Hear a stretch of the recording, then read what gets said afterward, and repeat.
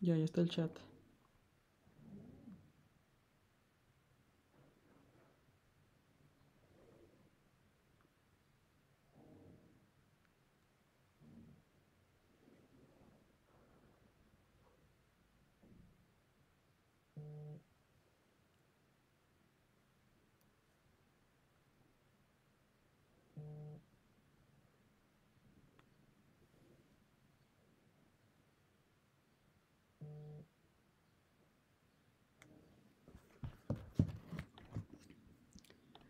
Muy bien, doctor. Una disculpa. Hubo ciertos problemas técnicos, pero ya se solucionaron. Entonces, si puede proyectar y ya en unos minutos, pues ya cuando lo presente, pues ya iniciaría usted. Ok, perfecto, ya los presento. Muy bien. Tengo que volver a... Ah, ¿qué, perdón? Hola, hola. ¿A qué se refiere, doctor? Compartir, ¿no? Porque parece que salí de lo que estaba Sí, compartiendo. sí, dejó de Ok, compartir. perfecto.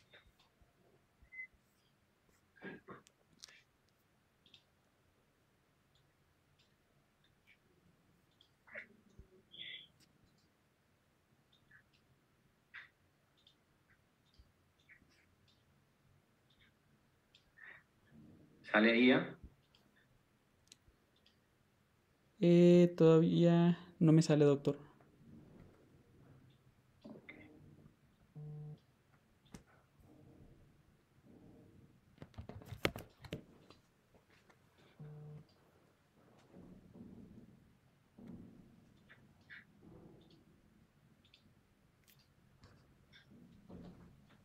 Voy a decir que se nos ponchó la llanta.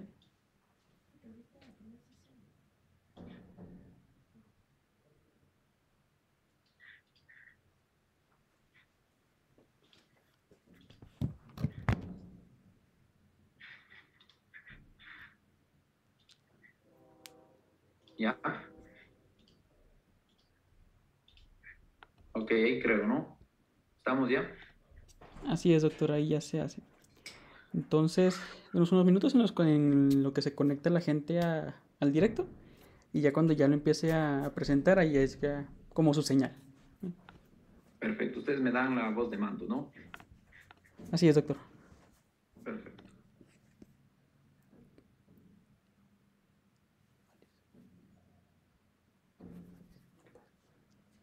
Apenas estoy transmitiendo.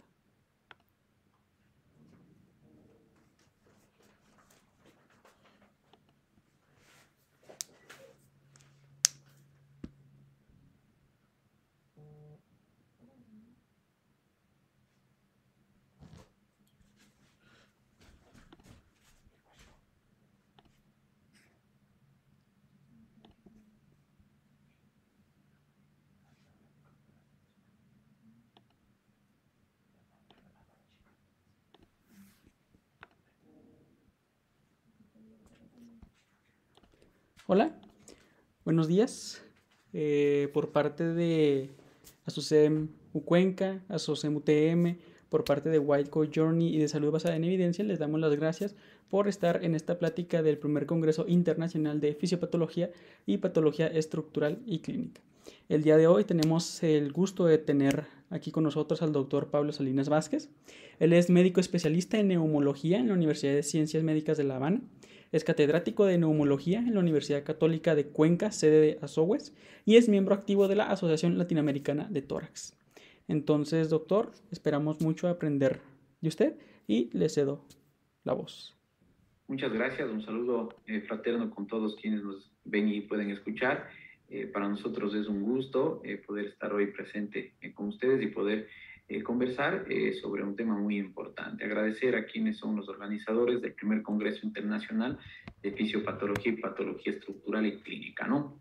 Bueno, el tema que nos ha tocado, pues es un tema de bastante importancia a nivel mundial, la EPOC, la enfermedad pulmonar obstructiva crónica, una enfermedad de alto impacto a nivel mundial, la cual pues tenemos que los médicos, sobre todo de atención primaria de salud, ser conocedores y estar empapados en este tema, ¿no? ¿Qué es la EPOC? Es la pregunta que nos tenemos que hacer. No hay muchas definiciones de varias guías que tenemos a nivel internacional, de varias sociedades que están dedicadas al estudio, pero creemos importante que nosotros de todas esas definiciones podamos sacar lo más importante para poder entender y comprender esta patología y que eso nos ayude a un diagnóstico tanto preventivo, oportuno y un tratamiento adecuado. Entonces, si nos hacemos la pregunta, ¿qué es LEPO? No es lindo cuando estas enfermedades dentro de sus siglas o dentro de su nombre ya nos dan una guía sobre qué enfermedad vamos a tratar, ¿no?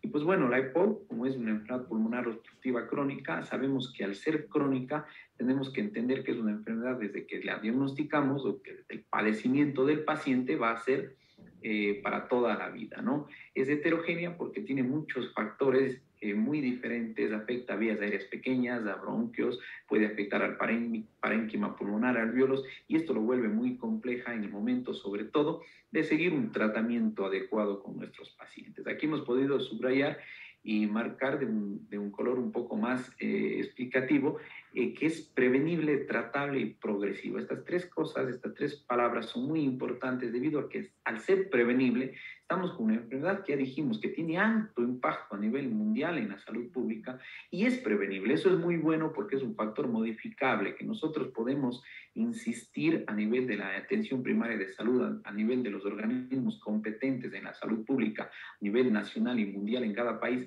poder prevenir esta enfermedad, hacer campañas para que podamos nosotros disminuir la prevalencia y la incidencia de esta enfermedad en el mundo entero, ¿no?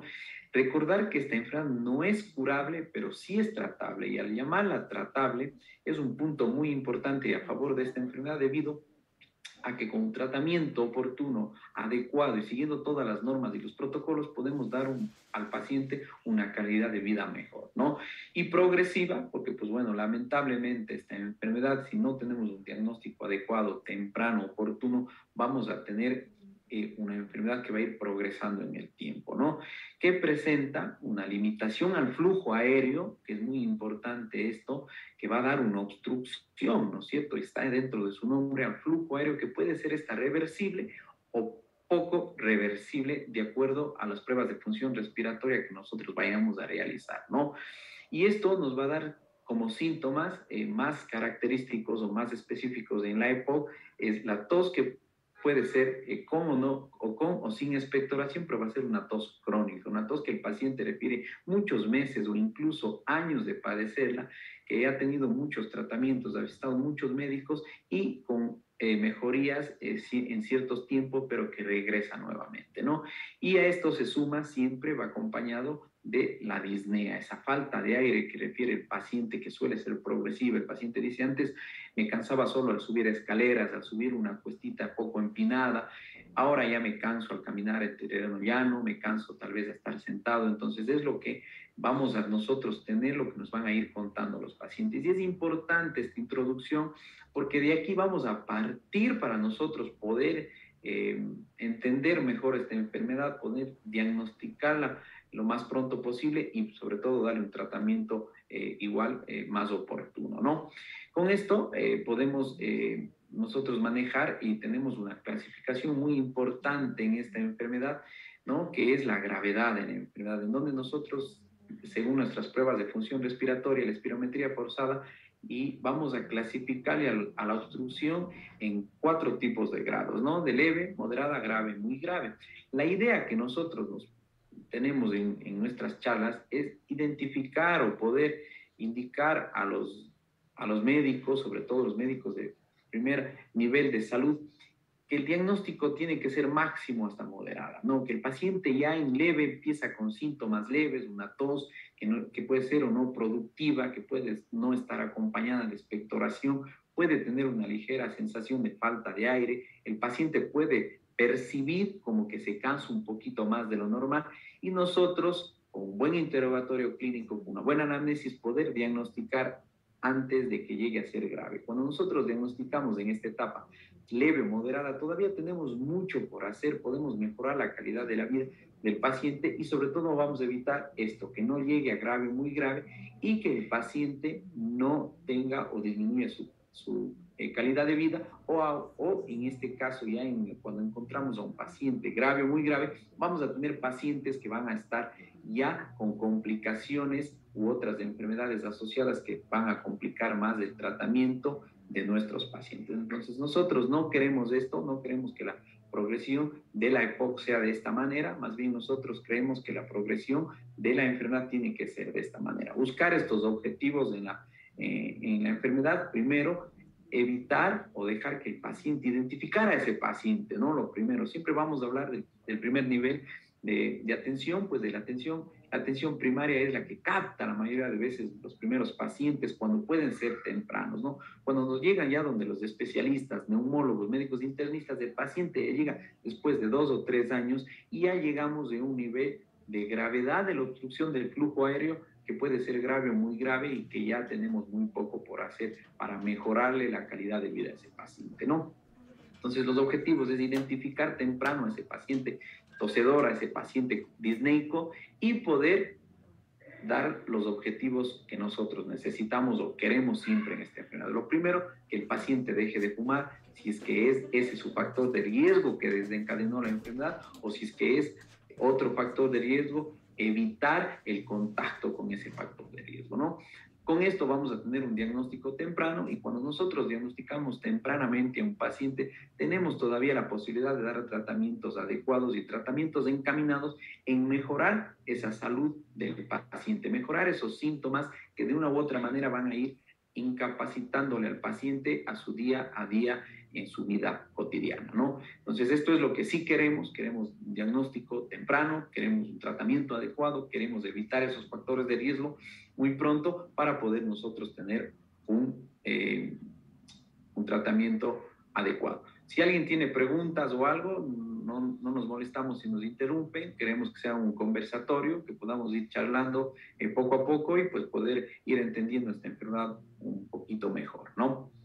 Un poco de datos de epidemiología, de datos estadísticos, podemos referir que en la OMS habla que ya la EPOC es un problema de salud mundial, ¿no? Es un problema de salud pública mundial, que lleva un gasto muy considerable, un consumo de dinero muy importante a nivel de los sistemas de salud públicas del mundo entero. Esto hace que a nivel de países como Estados Unidos, España, en donde ellos van calculando los gastos de cada enfermedad, podemos observar que la EPOC está dentro de las enfermedades que más gastos consume a los gobiernos en nivel de países tanto de América del Norte como europeos, ¿no? Lamentablemente en nuestros países de América Latina no contamos con esos datos y no podemos saber qué cantidad de dinero está gastando la salud pública en enfermedades crónicas como es la EPOC, ¿no?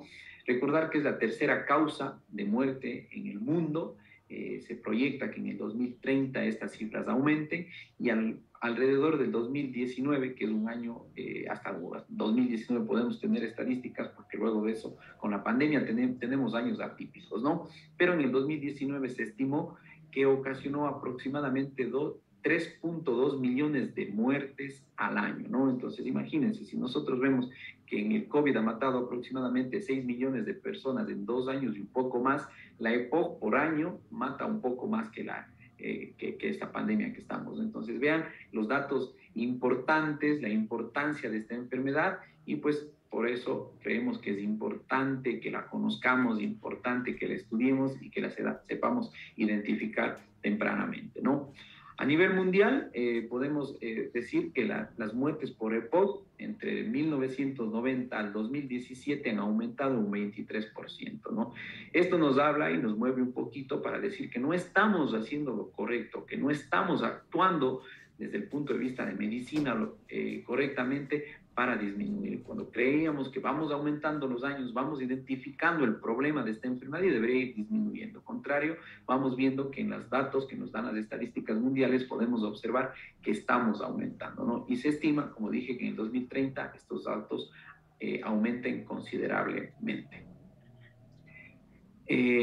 Un dato que hemos podido traer lo más cercano hacia nuestro país, Ecuador, ¿no? Podemos ver que en Colombia, un estudio que se realizó en el 2014, que es del Prepocol, se determinó que la prevalencia del EPOC es del 8.9% en pacientes mayores de 40 años. Si nosotros utilizamos datos o estudios similares hace 10 años, veíamos que la incidencia era, o se hablaba un poco más, de 50 a 60 años, ¿no? Esto se debe a que cada vez sabemos que el factor de riesgo más importante para desarrollar una EPOC a nivel mundial es el humo del cigarrillo, del tabaco, el consumo del tabaco.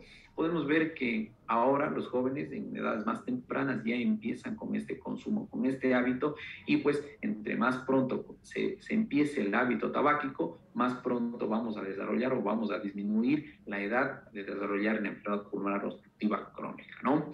Y la EPOC es un dato muy importante y por eso creo que es una charla que estamos con muchos colegas médicos generales, en la cual, o van a ser médicos generales, pues estamos también con estudiantes.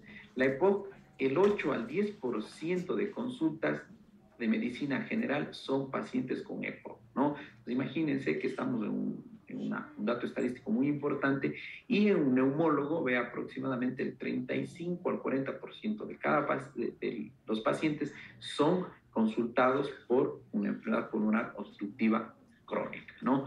Estos datos yo pienso que son infradiagnosticados, infravalorados, por el tema de que en medicina general la EPOC la diagnosticamos poco. Cuando nosotros estamos en el primer nivel de atención primaria de salud, diagnosticamos poco, porque la conocemos poco, porque lo sabemos poco, porque no lo hemos leído, porque tal vez nos quedamos con lo que aprendimos en la universidad y no más de eso, ¿no? Entonces, creemos que si es que nosotros podríamos hacer todas las pruebas necesarias en medicina general en ese primer nivel de atención, esta cifra va a superar tranquilamente el 20%. Entonces vean lo importante que no solo los neumólogos vemos o tratamos de EPOC, sino también la medicina general y medicina interna y otras ramas afines al aparato respiratorio.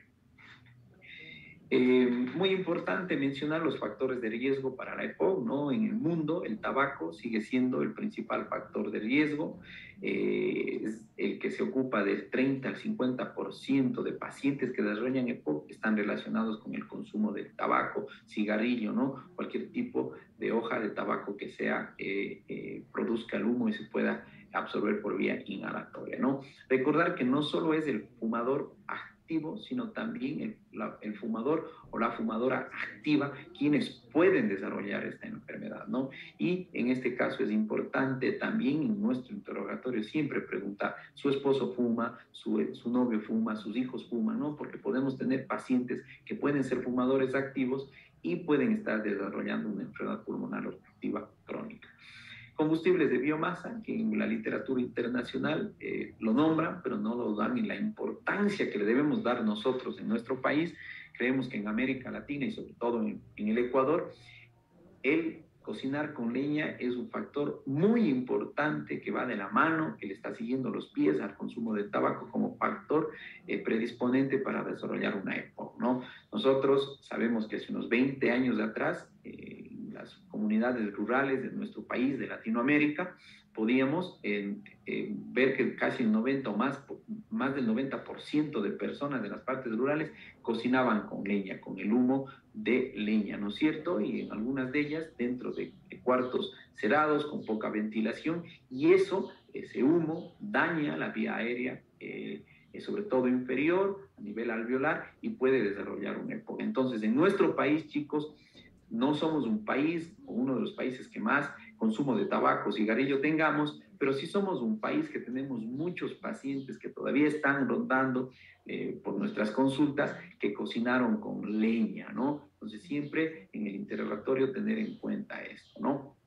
Otros factores de riesgo que no son menos importantes, pero sí menos frecuentes, son las infecciones respiratorias frecuentes en infancia, pacientes que han tenido muchas infecciones o que la madre o el paciente refiere que en la niñez, en la infancia, en la adolescencia tuvieron muchas enfermedades infecciosas, muchas de ellas con ingresos hospitalarios, pueden ser factores de riesgo pacientes que puedan desarrollar EPOC. ¿Por qué? Porque toda infección de la vía aérea inferior, toda neumonía que pueda producir a nivel o daño a nivel pulmonar, va a producir un factor inflamatorio que se va a volver crónico y eso va a ser un cambio estructural a nivel de las vías aéreas y pueden desarrollar una enfermedad pulmonar obstructiva crónica, ¿no? El asma, que siempre está o va de la mano, ser otra enfermedad obstructiva de las vías inferiores, va de la mano con pacientes de EPOC. Y nunca olvidar la parte genética. Nosotros tenemos aquí el déficit de alfa-1 antitripsina. Es una condición, una enfermedad congénita muy rara, pero que se puede presentar y la debemos conocer, ¿no?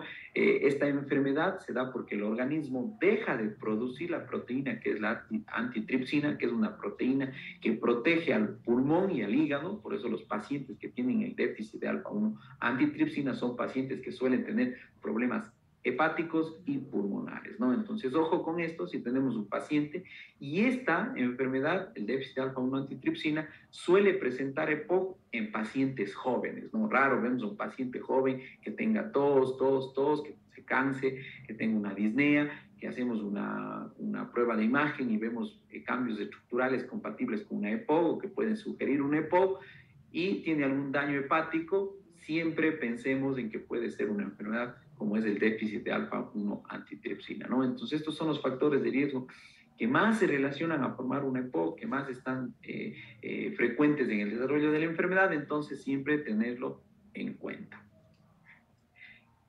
Un poco de estadísticas a nivel de nuestro país. Lamentablemente somos un país que en Ecuador no tenemos mucha estadística, mucha investigación, pero hemos logrado de las dos ciudades más grandes que tenemos en el Ecuador, tanto en el Hospital Carlos de Andrade Marín en Quito y el Hospital Universitario en Guayaquil, en periodos de tiempo casi similares, en Quito 2016 y en Guayaquil en 2014 a 2015, ¿no? En donde hemos tenido todos los pacientes, 170 tuvieron EPOC, de ellos 113, que es un 52.1%, son de sexo masculino y un 31.1% de sexo femenino, ¿no? Podemos ver que en esta estadística que tenemos en el 2016 en Quito, el sexo masculino es el predominante, el hombre predomina hacia la mujer, pero lo contrario, y por eso trajimos estadística, que en Guayaquil, con una muestra de casi aproximadamente muy similar de 150 pacientes, vemos que el sexo femenino, la mujer, predomina ante el hombre, ¿no? Casi damos un empate, pero estamos ya igualados, ¿no? Y esto a nivel mundial se ha visto en estos últimos años, puesto que la mujer en estos últimos 20 años ha aumentado el consumo de tabaco, de cigarrillo, ¿no? Y si sabemos que el cigarrillo es el principal factor de riesgo, antes de hace 20 años era 3, 4 a 1 el hombre, pues era, el consumo del tabaco era típico del varón. Actualmente podemos ver que eso ya no pasa y que las mujeres cada vez están igualando, y en algunos países se habla de que las mujeres fuman más que los hombres, ¿no? Entonces esto está haciendo que tanto a nivel de sexo se esté igualando, de género se esté igualando entre hombre y mujer la prevalencia de desarrollar una EPOC, ¿no? A nivel de edad es muy importante esto porque, pues bueno, siempre hemos hablado, en los datos, la literatura mundial nos habla que la enfermedad con mayor frecuencia, ¿no? La enfermedad del grupo etario para desarrollar una EPOC es mayores de 60 años, ¿no? Y aquí podemos ver, tanto en Quito como en Guayaquil, en Quito hacen dos grupos etarios, menor de 60 años y mayor de 60, y vemos que en menor de 60 tan solo 52 personas desarrollaron EPOC y mayores de 60, 118 personas desarrollaron EPOC, el doble, ¿no? Un 30% menor de 60 y casi un 70% a nivel o más de 70. Y en Guayaquil, en donde ya dividimos el grupo etario con un poquito más de diferencia, podemos ver que de 40 a 59 años, de 150 pacientes, solo 38 tuvieron el diagnóstico confirmado de EPOC. De 60 a 79, ya casi el doble, 65, y más de 80 a 47%, ¿no? Estos datos estadísticos nos muestran que, pues bueno, a nivel de nuestra estadística podemos ver que siempre la edad también es un factor de riesgo. Entonces, a mayor edad, mayor envejecimiento, mayor destrucción de las vías aéreas respiratorias, de la estructura respiratoria, menor capacidad vital del organismo a nivel respiratorio, y pues si tuvimos un factor de riesgo, llámese tabaco, llámese combustibles de biomasa, cocinar con leña, o fuimos asmáticos, o teníamos alguna alteración o enfermedades infecciosas de repetición en la infancia, el envejecimiento ayuda a que la progresión de esta enfermedad aumente.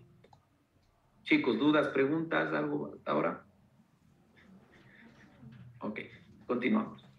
Eh, una estadística a nivel del mundo, un estudio que se hizo en Irán, donde podemos observar que ellos hacen grupos de edades menores de 50 a 59 y mayores de 60 años, en donde podemos observar que pues, son estadísticas que se van a lo que ya hemos hablado, ¿no? Menores de 50 años, pocos, menor del 5%, de 50 a, 60, a 59 vemos que ya aumenta, duplica, ¿no es cierto?, a 10,16%, y mayores de 60 duplica de 21,38%, ¿no? Entonces podemos ver que con un intervalo de confianza del 95%, que la edad mayor de 60 años es un factor de riesgo. Más que factor de riesgo, predispone más para desarrollar la enfermedad.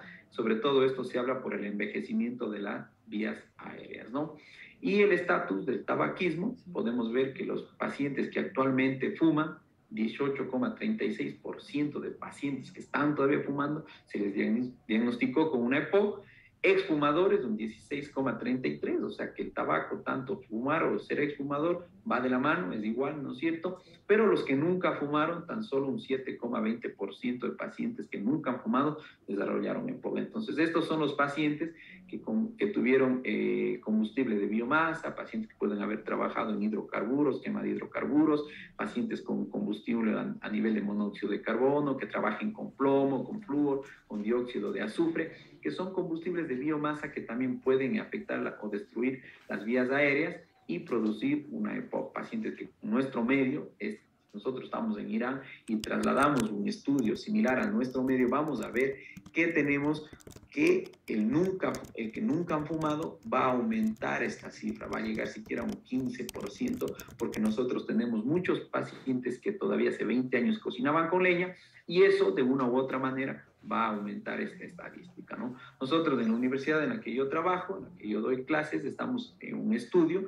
estamos iniciando recién para tener datos a nivel del austro sobre estas estadísticas, ¿no? Relación del tabaco con el cocinar con leña o el humo de la leña, ¿no? Para saber en nuestro medio qué tantos pacientes podemos tener. Nosotros vemos en nuestras consultas diarias que muchas mujeres, sobre todo de la parte rural de nuestro sector, tienen o desarrollan EPOC y ni siquiera conocen lo que es un cigarrillo o un tabaco, ¿no? Pero claro, todas ellas tienen un factor en común, que cocinaban o cocinan con leña, ¿no? Entonces podemos ver, es una estadística muy importante, esperemos que el estudio podamos tenerlo en el menor tiempo posible y luego poder dar esas estadísticas propias de nuestro sector, de nuestro país.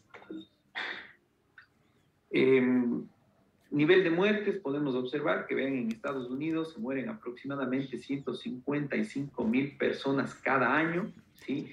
Y esto hace, pues, no, vamos a decir, ¿por qué en Estados Unidos se mueren tanto y en Alemania menos o en el resto del país? ¿No? Por dos razones principales. Una, que Estados Unidos tiene un nivel de detección primaria de estas enfermedades que consumen muchos gastos al gobierno, entonces estos países dicen, bueno, las enfermedades que más gasto, que más nos hacen gastar son las enfermedades que más vamos a tomar en cuenta, que más dinero vamos a invertir para poderles diagnosticar a tiempo, para poderles prevenir, ¿no? Entonces tenemos esta estadística porque Estados Unidos es un país a nivel del mundo que tiene mucha investigación y tiene muchos datos de absolutamente todo, ¿no? Aquí Ecuador ni siquiera consta, vean como países de Latinoamérica está tan solo Colombia, el resto de países no tenemos, no porque no tengan muertes por EPOC, sino porque están infradiagnosticadas, porque se mueren pacientes con EPOC y les ponemos que se mueren por una neumonía.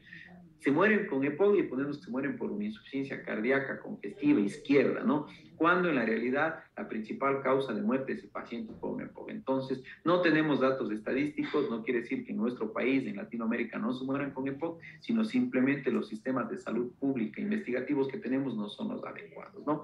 Y también el segundo factor es que, pues bueno, en los países como Estados Unidos, el consumo de tabaco es mucho más superior a nuestro país. Y por eso estos datos, ¿no? Pero si nosotros en todo el mundo tendríamos un mismo nivel de estadísticas, veríamos que estos datos cambiarían completamente.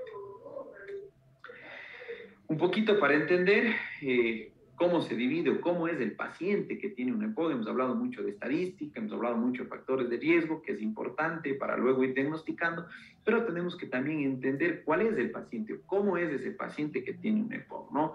Y en el mundo, desde que fuimos estudiantes, hemos visto siempre este cuadrito, ¿no es cierto?, este cuadro comparativo diferencial entre el paciente que se divide la EPOC en bronquitis crónica y el paciente que tiene enfisema o enfisematoso, en donde vamos a ver que el paciente bronquítico crónico es el paciente típico, ustedes vean en la consulta, gordito, que está más chiquito de lo normal, que está de color azulado o está moradito. Ese es un paciente bronquítico crónico que en la consulta cada 2 palabras tose, ¿no es cierto? Entonces es el paciente bronquítico crónico, no hace ejercicio, pasa solo sentado. Y en lo contrario tenemos al paciente que tiene enfisema, que tiene un daño a nivel alveolar o de la estructura alveolar, en donde el paciente va a ser un paciente delgado, ¿no es cierto?, que va a ser de color rosado, quiere decir que no hay todavía una hipoxemia mantenida, que todavía el paciente puede realizar actividades físicas, no es el paciente que pasa solo acostado o sentado, ¿no? Y estos dos tipos o estos dos fenotipos son muy importantes para seguir entendiendo esta enfermedad. O sea, a veces nosotros solo con un fenotipo le podemos ya dar un diagnóstico o en nuestra cabecita crear ya el diagnóstico presuntivo, ¿no es cierto? Si tenemos un pacientito que tiene hinchadito los pies, gordito, hinchado, todo él, podemos decir, es un paciente que tal vez tenga una bronquitis crónica, ¿no es cierto? Y seguir los estudios para poder avanzar. Después de estos dos fenotipos, crearon cuadros a nivel de guías como la GOLD, que es la guía internacional para seguimiento de la enfermedad pulmonar obstructiva crónica, en la cual vamos a clasificar en dos tipos, los fenotipos agudizadores y los no agudizadores. En los fenotipos agudizadores, teniendo siempre los dos que hablamos anteriormente, vamos a ver, el fenotipo agudizador es el paciente que tiene más de 2 agudizaciones al año, ¿no? Y puede ser un fenotipo agudizador tipo enfisema o un fenotipo agudizador tipo bronquitis crónica. ¿Para qué nos ayuda esto? Para dar el tratamiento, para dar el seguimiento, porque estos pacientes agudizadores son pacientes que tienen más morbimortalidad, que el tratamiento tiene que ser un poco más específico, tenemos que utilizar más medicamentos, que tenemos que tener más cuidado con el paciente, ¿no? Y los fenotipos no agudizadores son aquellos que no han agudizado, que agudizan menos de 2 veces al año, ¿no es cierto? Y pues se les pone como fenotipo no agudizador, tanto bronquitis crónica como enfisema, ¿no? Son pacientes que tienen una calidad de vida un poco mejor, que todavía la destrucción de la vía del parénquima pulmonar no es tan grave, que si le hacemos pruebas de función respiratoria vamos a ver que están entre leve y moderado y todavía no progresa esa enfermedad. Y por último tenemos un quinto fenotipo, que es el fenotipo mixto, EPOC asma, ¿no? Que son pacientes que tuvieron EPOC y desarrollaron asma, o viceversa, que son pacientes asmáticos que eran fumadores y que desarrollaron asma, ¿no? Son pacientes con un control, un tratamiento más difícil, porque aparte de tener la EPOC, tienen un asma, que es una enfermedad muy inflamatoria, sobre todo a nivel bronquial, que hace que ese músculo liso se destruya, tenga más broncoconstricción. Entonces son pacientes que tienen síntomas más exacerbados, que tienen a veces ya sibilantes, que tienen o se hace más difícil el control, ¿no? Luego de esto, chicos, llegar a lo más importante, creo yo, de la charla de hoy, que es poder llegar al diagnóstico, ¿no? Para poder llegar al diagnóstico tenemos que tener un diagnóstico que tiene que ser sobre todo oportuno, que tiene que ser un diagnóstico sobre todo rápido. El momento que tengamos el primer contacto con el paciente, nosotros podamos ya hacer el diagnóstico, ¿no? Para esto siempre tenemos 4 parámetros importantes para el diagnóstico de enfermedades pulmonares, sobre todo obstructivas. El primero, que es el clínico, en el cual vamos a nosotros a tener un interrogatorio adecuado, en el cual vamos a preguntar al paciente sus antecedentes patológicos personales, antecedentes laborales, hábitos, ¿no es cierto? Si consume o no consume cigarrillo, si ha sido o no ha sido exfumador, si en su familia alguien fuma, si en su lugar, en donde trabaja, su lugar laboral, porque puede trabajar en donde queman hidrocarburos, en nuestro medio, pacientes que trabajaban o trabajan todavía en quema de caña, ¿no es cierto?,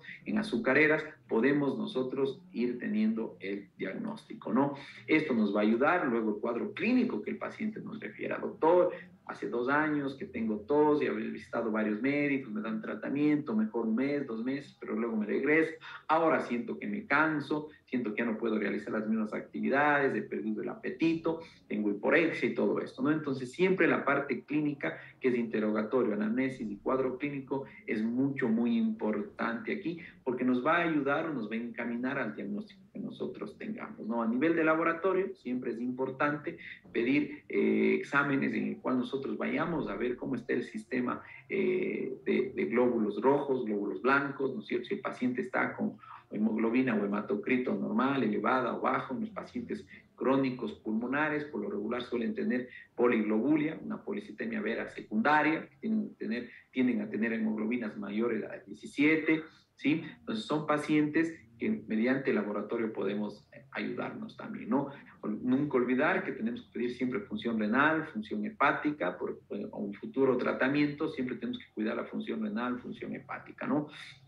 A nivel radiológico, siempre nos va a ayudar, o de la mano, una radiografía de tórax, donde vamos a ver muchos signos importantes para el diagnóstico de un EPOC, ¿no?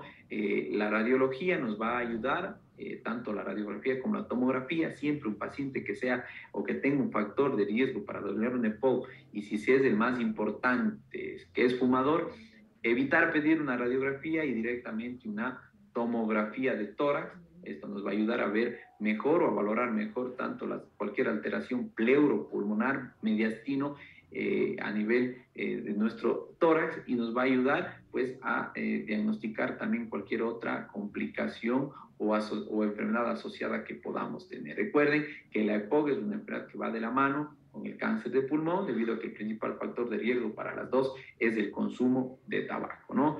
Entonces vamos a pedir una tomografía en la cual vamos a ver o podemos observar si el paciente es enfisematoso, vamos a ver el enfisema a nivel de la destrucción alveolar de los espacios alveolares, ¿no?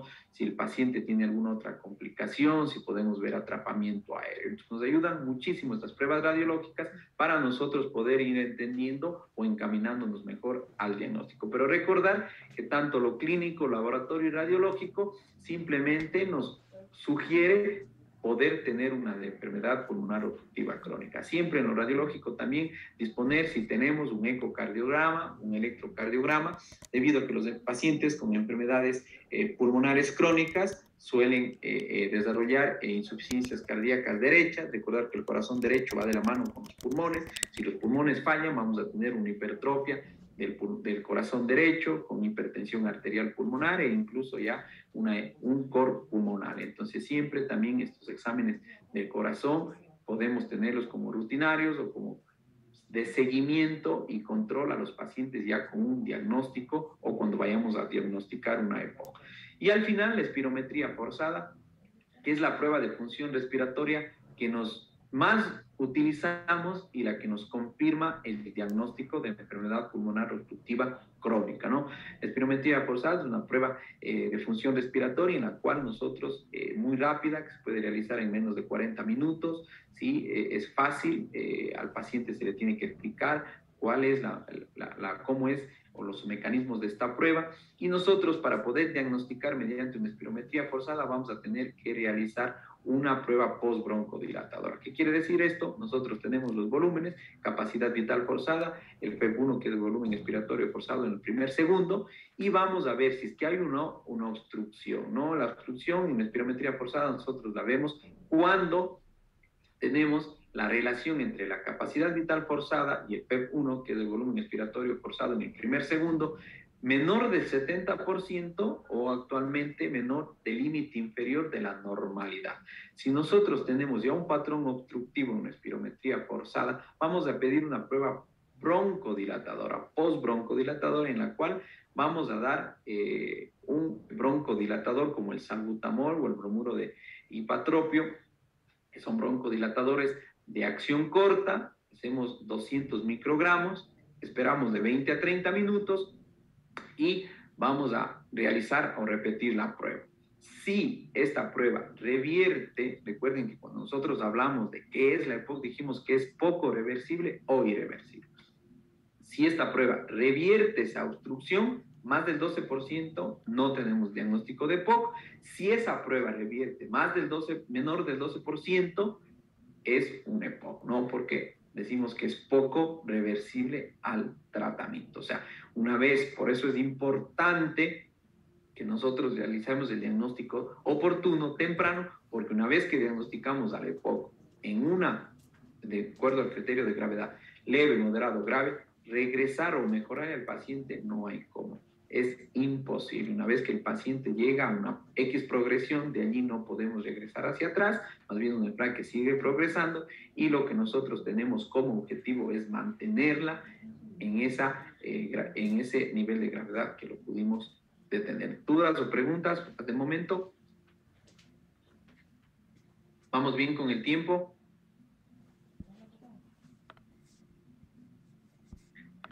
Ok.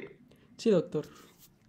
Diagnóstico y clasificación. Es muy importante que después de que nosotros hayamos hecho un diagnóstico de la EPOC mediante un diagnóstico confirmado por espirometría forzada, en donde vamos a ver que el FEV1 de su capacidad vital forzada sea menor a 0.7 o 70%, nosotros hacemos la prueba postbroncodilatadora y vamos a darle esta clasificación, que es el FEV1 postbroncodilatador, y vamos a clasificarle en la gravedad GOL 1 o leve, GOL 2 o moderada, GOL 3 o grave y GOL 4 o muy grave, ¿no? De acuerdo al resultado del FEV1 postbroncodilatador en porcentaje. Luego vamos a valorar la limitación del flujo aéreo con esta tabla, que le clasificamos en 1, 2, 3 o 4 de acuerdo al paciente, y luego vamos a ir a la historia del paciente con sus exacerbaciones, ¿no? Para tener y darle una clasificación al paciente. Entonces, ejemplo, todo lo que está aquí nos sirve para darle una clasificación diagnóstica al tratamiento, para darle a la EPOC un nombre y un apellido. Entonces, vamos a decir, es un EPOC, y lo primero que hacemos, vemos la tabla de clasificación. Miramos en la espirometría forzada cómo está el FEV1 y le decimos, perfecto, es un FEV1 que tiene 68%, ¿no? Entonces está en el cuadrito o queda en el GOT 2, que está de 50 a 79%, el paciente tiene 68, entonces lo primero que le ponemos el nombre, un EPOC GOLD 2 o EPOC moderada, porque recuerden, GOLD 1 leve, GOLD 2 moderada, GOLD 3 grave y GOLD 4 muy grave. Y vamos a hacer el nombre aquí, GOLD, EPOC GOLD 2. Y luego, de acuerdo a la historia de exacerbaciones y a los síntomas que tenga el paciente, lo vamos a clasificar en A, B, C o D. Si el paciente ha tenido más de 2 exacerbaciones o un ingreso hospitalario, está en la columna C y D.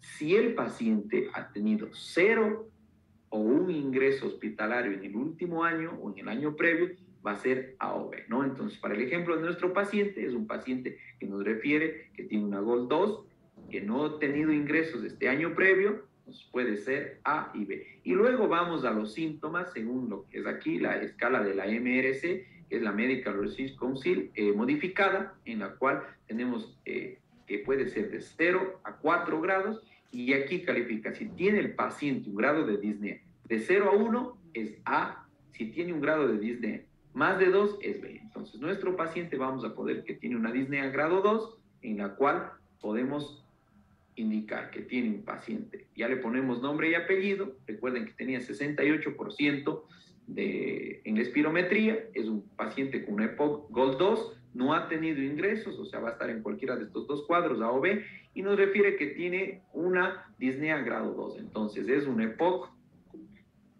¿no?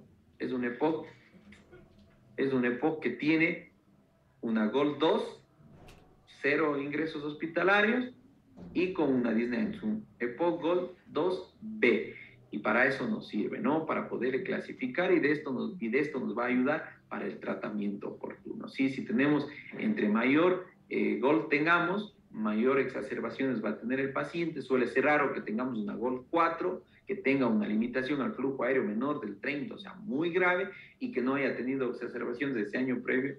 Es muy raro, ¿no? Recordar que medicina 1 más 1 no es 2, pero vamos de la mano, ¿no? Si tenemos una GOLD 4, por lo regular el paciente va a ser C o D, ¿no? Va a tener más de 2 ingresos o más de 2 exacerbaciones en el año. Raro que un paciente con un grado de obstrucción menor del 30% tenga una escala de disnea de 1 o de 0.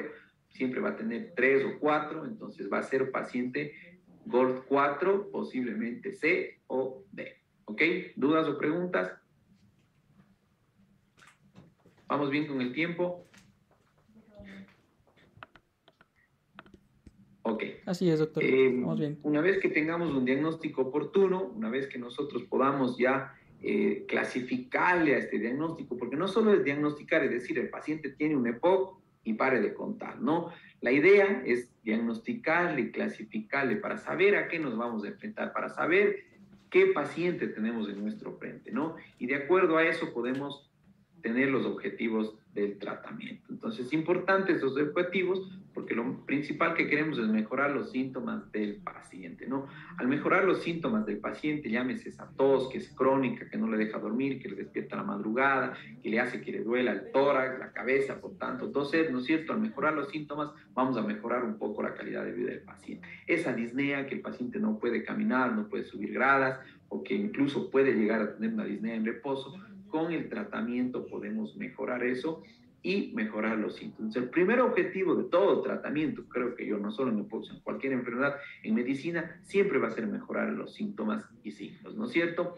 Vamos a también como objetivo evitar la progresión de la enfermedad. Recordemos que en la tercera diapositiva nosotros pusimos que no queremos que el EPOC progrese, que sea una pendiente que cada vez con el tiempo vaya aumentando, ¿no? Con el tratamiento, con un tratamiento adecuado, nosotros podemos evitar esa progresión, ¿no? Podemos evitar la progresión y con eso vamos a tener un menor deterioro de la función pulmonar, de la función respiratoria y el paciente va a tener una mejor calidad de vida. Y como tercer objetivo, prevenir las agudizaciones. Recordar que las agudizaciones aumentan la mortalidad. Entre más agudizaciones en el año previo tenga el paciente, mayor mortalidad va a tener el paciente y en menor tiempo, ¿no? Entonces, a nosotros prevenir agudizaciones vamos a también mejorar la mortalidad, o sea, disminuir la mortalidad en estos pacientes, ¿no? Y tener en cuenta que lo mejor o el objetivo de todo al final se resume en tener o mejorar la calidad de vida del paciente, ¿no? La función de todo médico es dar calidad de vida al paciente, sea cual fuese la enfermedad que tenga. Y este debe ser el objetivo en todas las enfermedades que nosotros tenemos, llegar a tener una mejor calidad de vida para nuestro paciente, que nuestro paciente pueda desarrollarse y pueda tener un mejor contacto con el medio ambiente y sus familias. Ahora, el tratamiento tiene tres pilares fundamentales en el EPOC, que son un tratamiento farmacológico, no farmacológico y una rehabilitación respiratoria. A nivel del tratamiento farmacológico, nosotros vamos a utilizar los medicamentos que son broncodilatadores y antiinflamatorios, ¿no? Como fase 1, siempre en los pacientes que tengan un EPOC COLD 1 o COLD 2, siempre utilizar solo broncodilatadores por sí solos. Esto ayuda muchísimo a mejorar la capacidad vital funcional de los pacientes, mejoran los síntomas y ayudan a mejorar la calidad de vida de los pacientes, ¿no? En el caso que los pacientes no mejoren con broncodilatadores, podemos utilizar lo que son ya antiinflamatorios y vamos a hacer una combinación de un broncodilatador con un antiinflamatorio. Recordar que tenemos varios broncodilatadores, tenemos broncodilatadores de acción corta, de acción larga, de acción ultra larga. Esto quiere decir la vida media del paciente, del broncodilatador, perdón. Ahí tenemos broncodilatadores que pueden ser cada 4, cada 6, cada 8 horas y otros broncodilatadores que pueden ser de vida media un poco más larga, que son cada 12 horas o incluso unos nuevos que son cada 24 horas, ¿no? Entonces, es muy importante esto porque, pues bueno, el paciente también puede beneficiarse de esto, no tiene que hacerse o utilizar la medicación tantas veces al día, sino tal vez solo una vez al día. Pero esto va en función de acuerdo a la clasificación que hablamos. Si es un paciente GOL 1, A, B, C o D, o GOL 4, A, B, C o D, ¿no? Los antiinflamatorios, que son los corticoides inhalados, los cuales nos ayudan y hay combinaciones entre broncodilatadores y corticoides inhalados, que con un solo PUC podemos ya tener los dos medicamentos, ¿no? Entonces son medicamentos que se utilizan en EPOC, que son necesarios conocerlos, que son necesarios saberlos utilizar. También como medicamentos podemos utilizar los mucolíticos o antioxidantes que ayudan a esos pacientes, sobre todo bronquíticos crónicos, que son con mucha expectoración, con mucha secreción, a que estas secreciones puedan ser expectoradas, puedan ser eliminadas por la tos y mejorar los síntomas y sobre todo evitar esas infecciones que suelen ser comunes en los pacientes con EPOC, que dan una exacerbación y aumenta la mortalidad. Paciente que tiene una neumonía teniendo un EPOC se considera una exacerbación porque como tal esa neumonía va a exacerbar de la mano a la EPOC, ¿no? Y puede ser, el EPOC produce o hace que se produzca una neumonía o aumente el riesgo de producir neumonías o las neumonías pueden producir una exacerbación del EPOC. Ejemplo, un paciente que tenga un EPOC de 65 años, una GOL2A, y que mediante los medicamentos que toma, a veces los corticoides, baja un mecanismo de defensa y puede ser más susceptible a desarrollar una neumonía. O un paciente que se infectó con algún microorganismo, sea bacteria, sea virus, sea parásito, produjo una neumonía y esa neumonía, dañar el parénquima pulmonar, a producir una hipoxemia, exacerba la EPOC, ¿no? Entonces siempre es importante manejar también, dependiendo de qué fenotipo tenga el paciente, utilizar o no mucolíticos y antioxidantes. A nivel de antibióticos y analgésicos, en pacientes cuando tengan algún proceso infeccioso, ¿no es cierto? Que sepamos que es de origen bacteriano. Recordemos que los antibióticos son solo para bacterias, no se utilizan en procesos virales ni parasitarios, ni micóticos, ¿no es cierto? Entonces, saber utilizar correctamente los antibióticos. Recordar que vamos a tener después de unos 2 años una pandemia peor que la que estamos actuando, que se llama la pandemia de la antibiótico terapia resistente, ¿no? Que vamos a tener una resistencia a los antibióticos muy importante, debido a que para el COVID muchos médicos utilizaron antibióticos sin ningún criterio, ¿no? Y antibióticos de muy buenas generaciones, con muy buenos espectros, y que pues posiblemente vamos a tener una resistencia muy importante en un futuro a estos antibióticos. Y los analgésicos, porque los pacientes suelen tener procesos inflamatorios, suelen tener dolor, entonces siempre tener en cuenta que esto es el esquema de medicamentos en general farmacológico para pacientes con una EPOC. El tratamiento no farmacológico, que es igual de importante que el tratamiento farmacológico. Recordar que en cualquier patología el tratamiento farmacológico cumple el 70 al 80% del esquema de tratamiento, y ese 20 o 30% restante suele ser el no farmacológico. No sirve de nada solo dar medicamentos si no cumplimos con estas medidas no farmacológicas. Y la primera, la más importante y que aumenta la supervivencia de un paciente con un EPOC, es evitar el consumo del tabaco, ¿no? Recordar que el tabaco es la principal factor de riesgo, pero también el tabaco, si se continúa, puede ser el principal factor de aumentar la mortalidad en pacientes con una EPOC. Entonces, al disminuir el tabaco, disminuimos ese daño que se produce a nivel de las vías aéreas, y vamos a mejorar o aumentar un poco la supervivencia en nuestros pacientes. Actividad física diaria, tenemos que intentar al paciente reactivarle la actividad física. Paciente que está ejercitándose, el paciente que está con actividad física, va a mejorar muchísimo la parte respiratoria. Recordemos que quien hace actividad física tiene mejor los pulmones. Evitar la contaminación ambiental en el caso de pacientes que trabajen con hidrocarburos, pacientes que cocinen con leña, o pacientes que trabajen en lugares en donde la contaminación ambiental sea muy alta, son pacientes que van a exacerbar o van a empeorar su enfermedad pulmonar obstructiva crónica. Por eso, evitar la contaminación. La vacunación es una medida de prevención para evitar esos procesos infecciosos, tanto virales. Se recomienda que cada paciente respiratorio crónico tenga que colocarse la vacuna para la gripe, la influenza y el neumococo cada año, ¿no? Y esto se han visto en estudios internacionales que disminuyen el número de exacerbaciones, disminuye el número de hospitalizaciones y disminuye la mortalidad en pacientes con EPOC.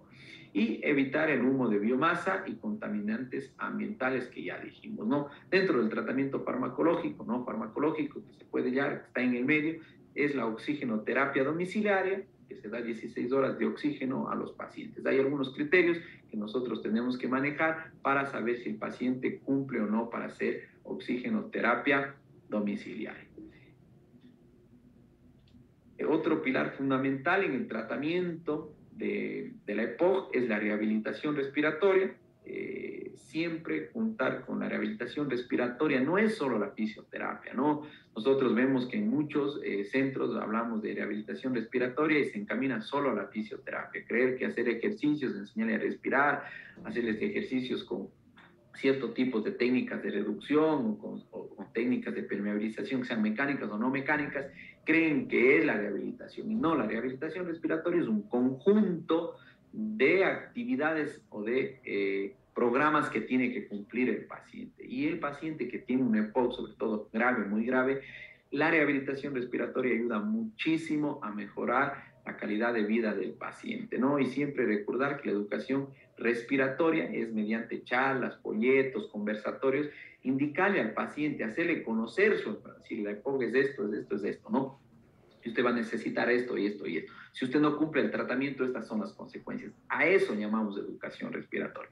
Fisioterapia respiratoria, que es lo que comúnmente se hace, los ejercicios respiratorios, hacerle que respire profundamente con labios fruncidos, utilizar técnicas tanto mecánicas como no mecánicas para movilizar secreciones, eso se llama fisioterapia respiratoria. También tenemos que utilizar lo que es el entrenamiento de musculatura general, como son miembros superiores y miembros inferiores que intervienen en la respiración. Tenemos que también en el entrenamiento muscular respiratorio a nivel de músculos de tórax, intercostales, de escalenos, el músculo más importante que es el diafragma, y nunca olvidar el soporte psicosocial tanto para el paciente como para la familia. Recordar que el EPOC es una enfermedad demandante, es una enfermedad estresante, es una enfermedad discapacitante tanto para el familiar como para el paciente. Recuerden, si el paciente tiene un EPOC muy grave, no puede ni levantarse al baño, tiene que estar con oxígeno todo el tiempo, tiene que estar bajo cuidados de la familia, entonces siempre el soporte psicosocial, ¿no?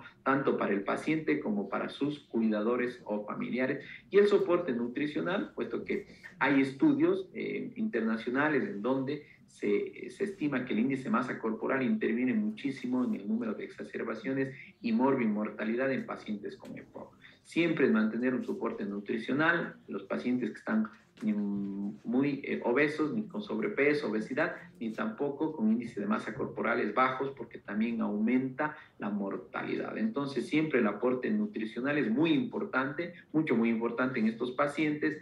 Y recordar que la rehabilitación respiratoria está conformada por 6 programas y más no solo de fisioterapia respiratoria.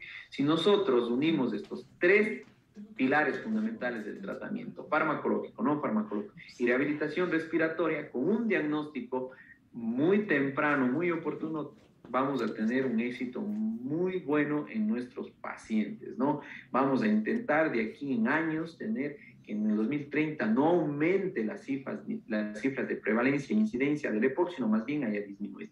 Pero para eso necesitamos tanto trabajos que sean conjuntos con lo que son organismos de salud pública regionales, nacionales e internacionales, y también el día a día con los médicos que estamos atendiendo, ¿no? Recordar que los principales médicos que tienen que conocer estas enfermedades que son de impacto mundial son los médicos generales, los médicos de medicina familiar y comunitaria, porque son los que tienen el primer contacto con el paciente, ¿no? Es raro que un paciente llegue a la consulta, doctor, es que yo tengo tos y quiero que me vea de primera instancia el neumólogo, ¿no?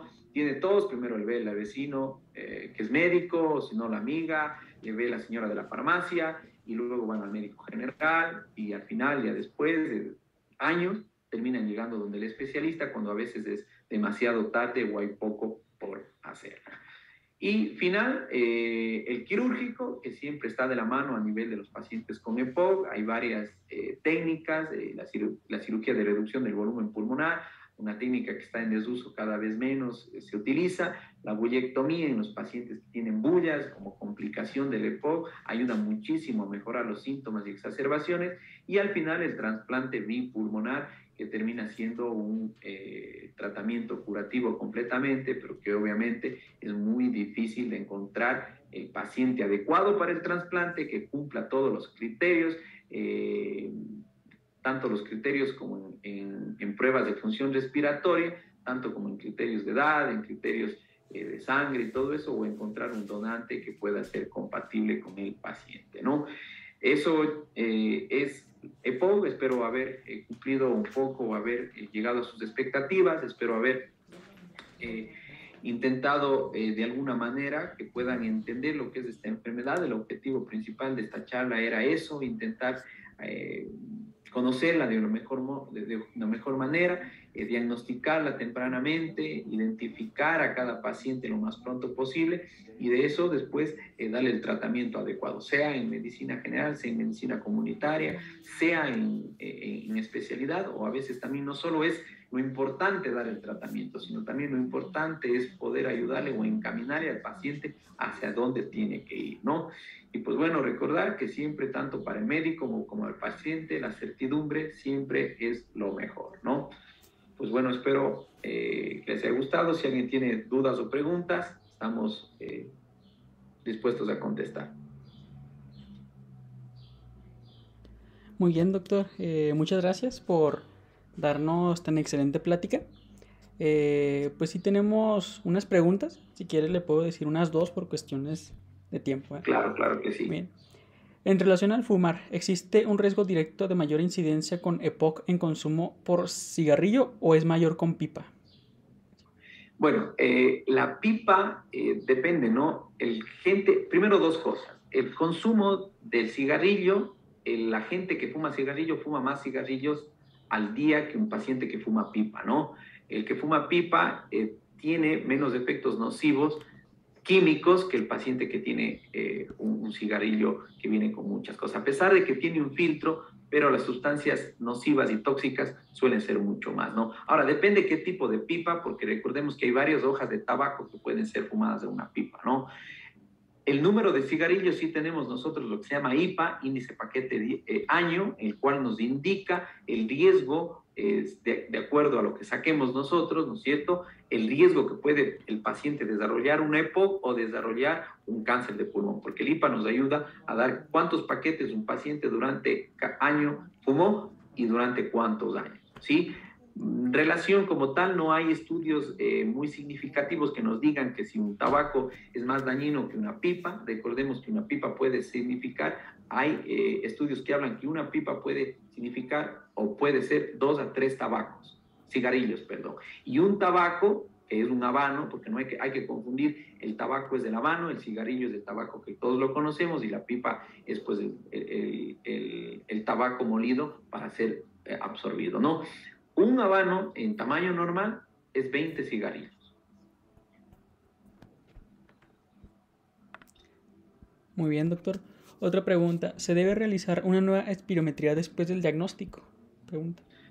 Claro que sí. Es muy importante la espirometría forzada. No solo sirve como diagnóstico, la espirometría forzada nos sirve como seguimiento, pronóstico y resultado del tratamiento, ¿no? Recordemos que es una enfermedad irreversible o poco reversible, pero nosotros el primer año hacemos espirometrías cada 6 meses, hacemos la primera espirometría durante el diagnóstico a los 6 meses para ver si existía o no progresión, a ver si ese nivel de obstrucción que tuvimos progresó, se mantuvo o se redujo un poquito, porque es poco reversible, ¿no? Y luego se hace cada año para ir viendo realmente la progresión y la eficacia del tratamiento. Pero sí, hay guías internacionales que hablan que se debería repetir cada 6 meses, otras cada 12 meses. Pero sí, es muy importante el repetir la espirometría, porque no solo es diagnóstico, sino también es pronóstico, seguimiento y eficacia del resultado del tratamiento.